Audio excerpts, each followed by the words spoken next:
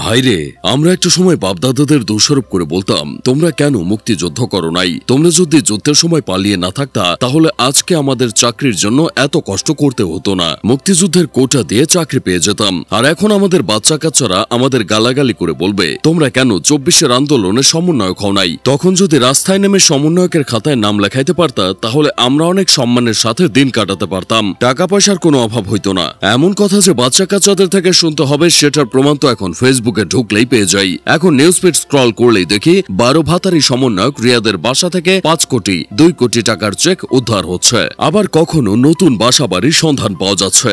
এমনকি এমনও তথ্য পাওয়া যায় যেখানে তারা আন্দোলনের আগে ঠিকভাবে চলতে পারত না, কিন্তু আগস্টের পর এখন বাড়িতে উঠিয়েছে বিল্ডিং। সমন্বয়ক ব্যবসা যে এতটা লাভজনক সেটা তো কখনোই জানা ছিল না। আগে জানলে যেভাবেই হোক সবাইকে তেল ফেল মেরে সমন্বয়কের খাতায় নাম লিখিয়ে দিতাম। ভাই, একটা মানুষের জীবনে আসলে কত টাকা প্রয়োজন? কোটি হলেই তো এনাফ, তাই না? কিন্তু আমাদের এই ভাইজান চাঁদাবাজি করে মনে হয় এলন মাস্ক হতে চেয়েছিলেন, তাই সাবেক এমপিদের কাছ থেকে কোটি কোটি টাকা চাঁদা তুলে বাসায় ফেলে রেখেছেন। তবে যাই বলেন ভাই, আমি সমন্বয়ক হওয়ার পরে যদি এভাবে চাঁদাবাজি করার সুযোগ পেতাম তাহলে আমি এত বেশি লোভ করতাম না, কারণ আমি জানি লোভে পাপ আর পাপে সারা জীবন খেতে হবে ঠাপ। তাই তো টেম্পু স্ট্যান্ড থেকে চাঁদাবাজি করা শুরু করতাম আর কোটির ঘরে চলে গেলেই এসব থামিয়ে দিতাম। আমার আবার এত লোভ নাই ভাই। ২০২০ সালের লকডাউনে ভুল করছি টিকটককে ক্যারিয়ার হিসেবে না নিয়ে, আর ২০২৪ সালে এসে ভুল করছি সমন্বয়ক পেশাকে নিজের ক্যারিয়ার হিসেবে না নিয়ে। লাইফে ভর্তি ভুল, আর ভুল থাকলে তো বাচ্চা কাচ্চার একদিন খোঁটা দিবেই। শুধু কি এখানেই ভুল করছি?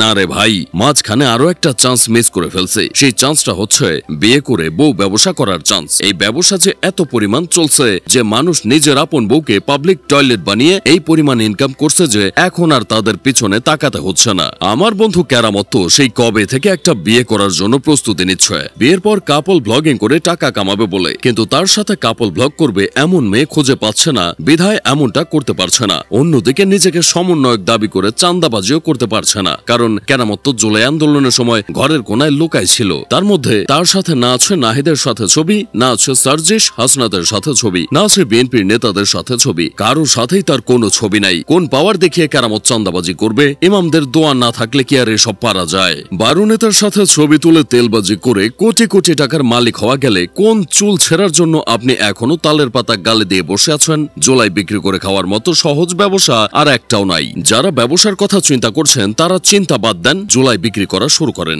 যাই হোক, শেষমেশ আমি গোলাম হোসেন একটা কাজের কথা কই। আজকে এই পোলা ধরা পড়ছে বিধায় এখন ভাইরাল হচ্ছে, অমুক বাসা থেকে এত টাকা পাওয়া যাচ্ছে, ওই বাসা থেকে এত টাকা পাওয়া যাচ্ছে। ধরা না পড়লে কোনো কিছুই বের হতো না। তাই এদের শিকড় কোন পর্যন্ত গেছে সেটাও জনসম্মুখে তুলে ধরার দাবি জানাই।